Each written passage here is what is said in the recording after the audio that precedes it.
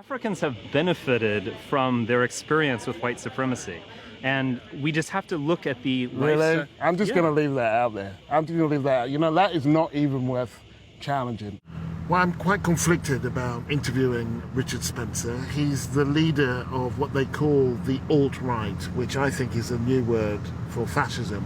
And ordinarily, giving someone like that oxygen is something I think journalists shouldn't do. But here's the difference. Spencer and people like him credit themselves with providing the intellectual underpinnings for the Trump revolution, and I fear they might be right. This is a group of people with very dangerous ideas. Richard, how do you do?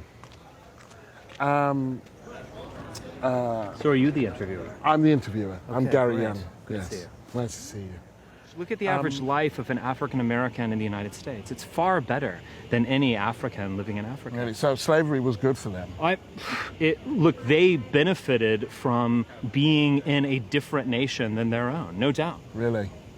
No doubt. How can you deny that? Sorry? How can you deny such an obvious fact? It's such a ridiculous notion. How is it ridiculous? It's such a ridiculous notion that people forcibly removed from their homes and taken to this country to work for nothing for a couple of centuries, that benefited them. Have you ever for a second considered that if they were able to stay in the countries where they were born and lived and weren't forcibly removed, that those continents might be in a better state now?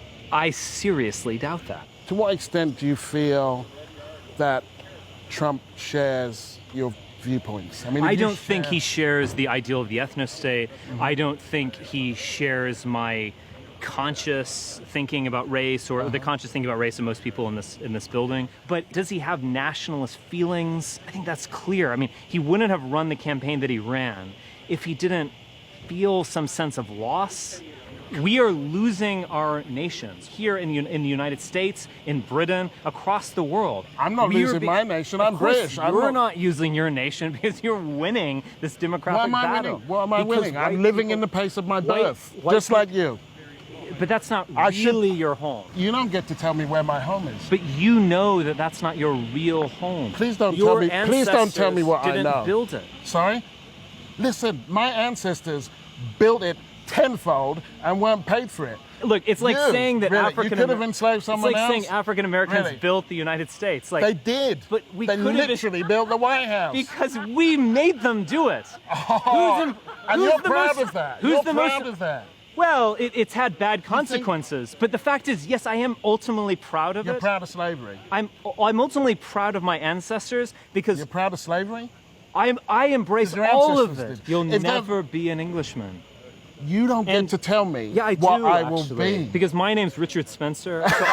My name's Richard Spencer, and I approve this message? Yes, and so therefore I actually do get to tell you that you're not an Englishman. You don't get to tell me anything. You're a ridiculous man. You don't even know. The interview's over. You've got nothing to say. I was looking for someone who could give some intellectual ballast to what's going on in this country in terms of race and in terms of white people, but I found the wrong guy. Because you don't know what you're talking about.